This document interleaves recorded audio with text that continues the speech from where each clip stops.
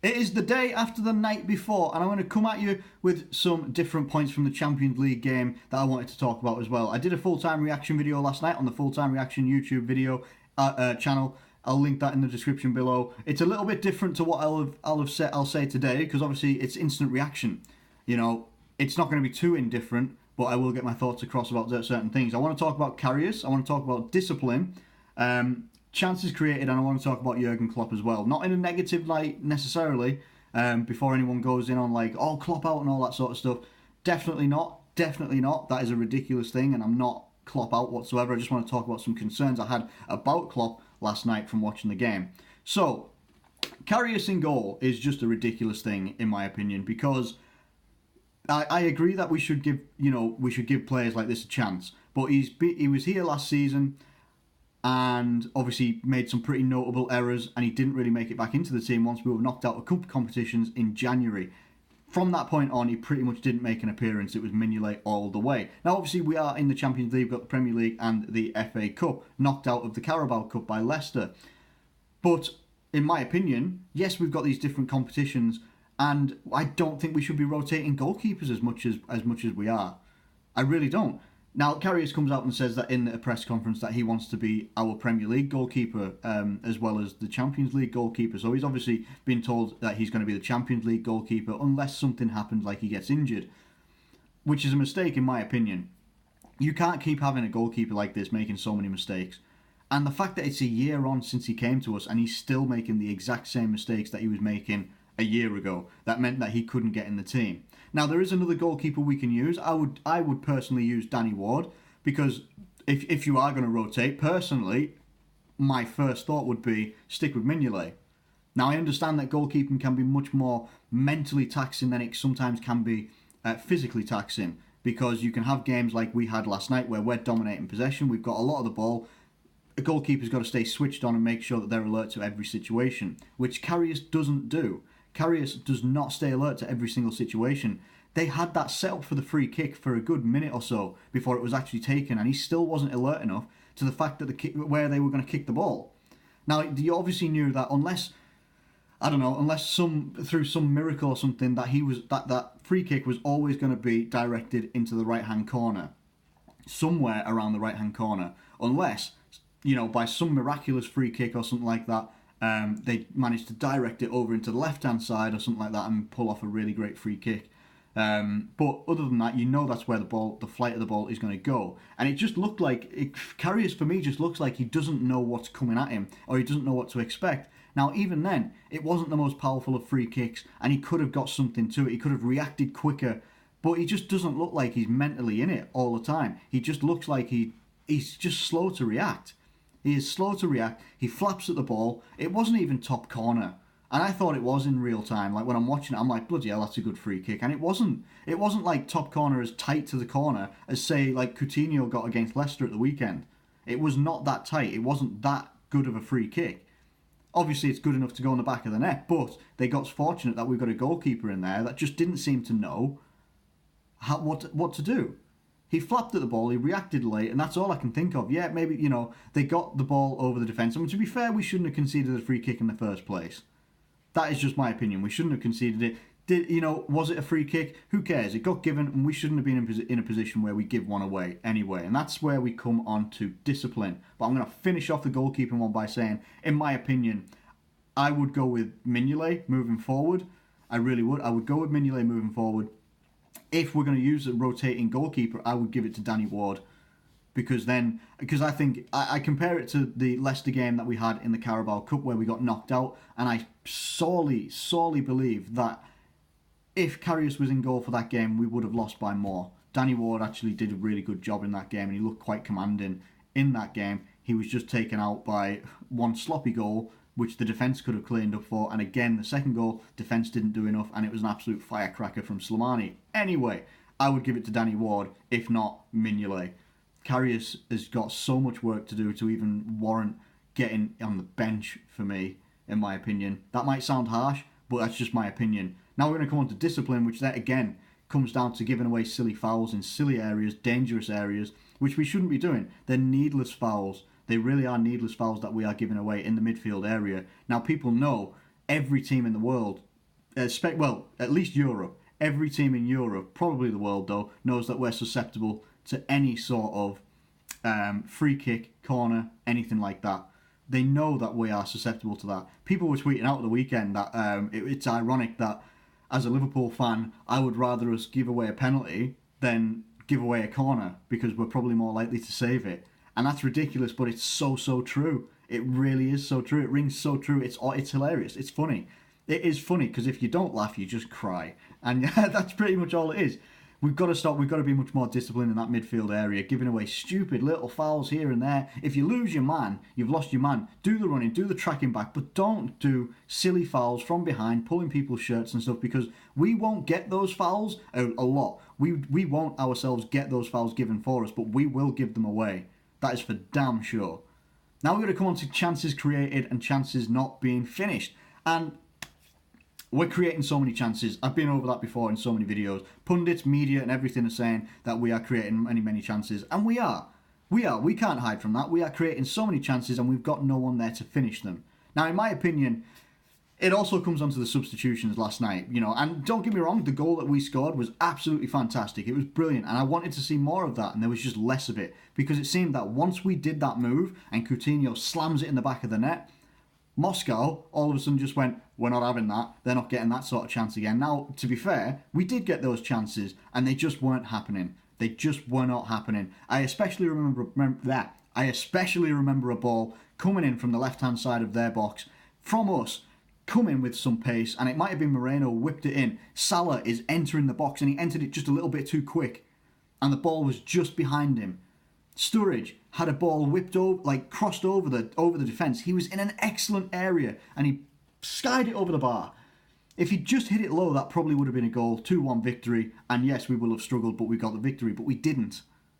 We haven't got someone there that can finish. Now, in my opinion, there's two things that came out of this game that I'm looking at of why. Well, not even why. I can't even give reasons why. I'm looking at two things that concerned me. We had Sadio Mane, Mohamed Salah, were doing their everything, creating everything that pretty much was good, went through Coutinho, Mane and Salah. And I'm thinking, Firmino's struggling. Firmino is not making an impact on the game that I expected, or that any of us would expect. And I think, honest to God, he needs a rest. The guy needs a rest, he really does. So I thought, right, he's struggling, he's got to get subbed off. Substitution comes up, board comes up. Sadio Mane substituted for Daniel Sturridge. And I swear to God, I knew at that point that we were going to go for 1-1. Not that we were going for 1-1, that's exactly what it was going to end at. It was going to end 1-1. The substitution to make would have been Sturridge for Firmino. That is just my opinion. It's Sturridge for Firmino. Firmino was clearly struggling. He's not having the impact he was trying to have. It would then mean that you're not having to accommodate and put Sturridge out on the left-hand side, or Firmino out on the left-hand side, who doesn't seem to work very well out on the left-hand side, and same for Sturridge, doesn't want to be out there. He will work, but he will drift into that middle bit, which means you get a bit of a crossover between Sturridge and Firmino trying to be the central striker. And then obviously you've got people trying to provide, and yeah, there were chances, and they should have been finished, regardless of who was there. But the substitution to make was to take Firmino off. Then you'd still have had Mane and Salah. And now I can understand. We've got Newcastle at the weekend, and that's going to be a tough game as well. We can't, you can't turn around and say that that's not going to be a tough game. Yeah, they lost against, I think it was Huddersfield they lost at the weekend, or was it Brighton? Huddersfield or Brighton, whichever one. Might have been Brighton. Anyway, it's a Benitez team, and I hate coming up against Benitez teams. Loved it when we had him, but we don't have him, and we won't have him. And coming up against that at the weekend, yeah, maybe he did have an eye on the weekend, coming up and wanting to save Mane for that. Because then it's going to be the international break and that's going to be delightful. But I just thought that's not, Mane's been missing for three domestic games. And you could tell that he was raring to go, wanting to do his best. I just thought it was a waste. It was a waste. And it just signalled to me that we were settling for 1-1. Or not even settling, that we weren't going to be able to create as best as we could without one of our most creative players on the pitch. And I just thought that was ridiculous. The second point, I haven't forgotten about that. The second point I wanted to come on to about the chances created and stuff like that as well. Where's Solanke? Where is Dominic Solanke? Where is he? This young lad, big, tall lad, physical lad with a bit of pace, technical feet, technical movement, good eyes, good vision. You know, he can hold up the ball very well, but he can use it as well. He can use it so well. He can move well. He'll drop down and he'll come and try and, he'll drop deep and he'll come and try and help out everywhere he can just to get a chance. Where is he? Why is he not getting his chance? Either from the subs bench or starting. He got a chance against his chance against Leicester in the Carabao Cup, and he had as few chances as he was given to him. He did try and take them and he just couldn't finish them. Now maybe that would have happened again last night, but it's something different instead of the old, we're going to bring Sturridge on and nothing's going to happen. And I'm not slating Sturridge on that one, I'm really not. I'm just saying exactly like how it is. Sturridge is not going to be the impact player that he's not always going to be an impact player. He can be an impact player for sure. Or if Sturridge is starting, alright, you're kind of going to know that you maybe, he's going to drop deep. He doesn't have the pace that he used to. He does have a good shot on him still, but again, it's few and far between now. We're not going to get the Sturridge back of the 13-14 season. People saying over the weekend that there's a transformation of Sturridge, and no. Yeah, there will be a little bit of a transformation of Sturridge, but he's not going to be the impact player that we wanted. We have, what in my opinion, a guy that I obviously speak highly of, because I just think he's not getting enough of a shout, and that is Solanke. He should be getting much more of a chance than he is. And he's a young guy. What do you get with young guys? They have no fear. They will try things. They will just try things and see if they work. You've got to take that. Look at Rashford at United and stuff like that. Jesus at Man City. They've got no fear. They'll just try things. So let's give the guy a chance. Yeah, people might say, it's the Champions League. We've got to get through it. We're not doing it right now. So why, what is the definition of insanity? Trying something over and over again and expecting different results. We've got to try something different. Because if we're not willing to try something different, we're going out of the Champions League. That is the reality, and we're going into the Europa League. Maybe that's where we deserve to be, but that is exactly what will happen. We know we can perform. We know we can score. We know we can create. But we have to start doing something just a little bit different, because people know what they're coming up against now. You're going to have two people bombing down the wings. You're going to have maybe a central striker in Firmino or Sturridge that don't have the best pace, maybe don't have the best physicality either. And all they're going to do is they're just going to sit their midfield and their defence right in there, and we're going to struggle to create anything. We're going to struggle. We'll have loads of chances, shots off target, everything like that. We need to try something a little bit different, be a bit flexible, maybe even a bit creative. How about that? Now we're going to come on to the final point, which was Klopp. Now, the only thing that I'm going to talk about with Klopp is it just looked like on the touchline that he'd actually... he kind of ran out of ideas a little bit. He just looked a little bit like he didn't know what to do. And that was a concern, and people might not know what I'm talking about. There were some flashes of, on the live TV of when they pan the camera to Klopp, and it just literally there's looks on his face after he made all of it, like his subs and stuff like that he wanted to make. It just looked like he didn't know what to do. And in some way, I don't know what he should do. The players out there are dangerous enough to be able to freaking out. We've seen these guys smash people last season, even before we had Salah. We've seen it like being able to smash teams left, right and centre. They are good enough players. It's just not happening right now. I don't know what the solution is. And it just looked like on Jurgen Klopp's face, he didn't know what the solution was necessarily either. You hear in his press conference saying that, there were really good things that happened in that game. And I agree with that. There were good things that happened in this game. But the vital thing that didn't happen was we didn't get the victory. When you've got teams like Sevilla in your group that are smashing the other opposition away, that we now have to make sure that we go and do that to give ourselves even a glimmer of a chance of getting out of the groups.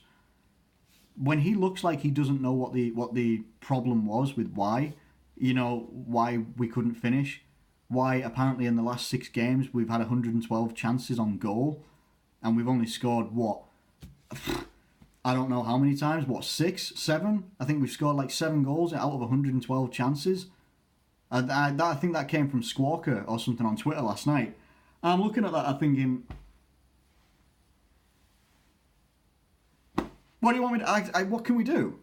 We have to start... I think, again, it comes back to my previous point, which included Dominic Solanke. We have to start doing something a little bit different. Maybe a change of system. I think an intriguing point that someone made and I actually agreed with this. I think it might have been Empire of the Cop on Twitter or something like that. Might have been. I can't remember. Or it might have been Believing Klopp account on Twitter. Put Mane down the middle, and you'd have the best front three in the Premier League. Now, whether you'd say it's the best Premier League front three, I'm not sure. I think Man City would have something to say about that. Not including Sterling in that one. Don't get me wrong. Don't even get me started. But put Mane down the middle, you'd have Salah on the right-hand side and Coutinho on the left. Now, Coutinho obviously doesn't want to play on the left-hand side, and that's one of those things. He wants to play in the midfield, and you can see that he can pull the strings a bit better from the midfield, just maybe didn't happen a great deal last night. We were cut out a lot, but it could be quite something. Like, Mane was used down the middle at Southampton. I think it was also from that position where Sadio Mane got the fastest Premier League hat-trick of all time, in the Premier League at least anyway. Fastest hat-trick of something like 2 minutes 50 something, not entirely sure what it was in total, but the same thing with Salah. Salah's been played down the middle at Roma as well, and he can play that position as well. I think I'd be more confident with Mane there, but I don't actually know who's the faster out of the two, but that would be dangerous, and it would be something different. And I do think that's what we've got to be doing. We're lacking. We're trying to do the same thing over and over and over again, and it's biting us in the arse, and we've got to start get rid of a little bit of that fear, try something new, and if it comes off, great. And if it doesn't come off, you try and maybe there's positives to take from it as well. Just like there's positives to take from last night. We're still creating chances, but we just look toothless. We can change that. We've got strikers at this club that can do it. Danny Ings is back. You've got Dominic Solanke there as well. We've got other options that we need to be using. Get them included. Don't just be saving them for the FA Cup and all that sort of business. Or lower teams in the league, because that's just never a good thing. Get them involved now, and we can maybe have a bit more of a positive season. Because right now it's starting to feel like the 14-15 season, and that was not a good feeling at all. Anyway, I'm going to wrap it up there. I hope you've enjoyed this video. Please let me know any of your comments, thoughts, anything that I've talked about that you might agree or disagree with. Get them down in the comments below. If you've liked it, please do like the video. Subscribe if you're new around here. Thank you ever so much for watching, as always, and I will catch you later.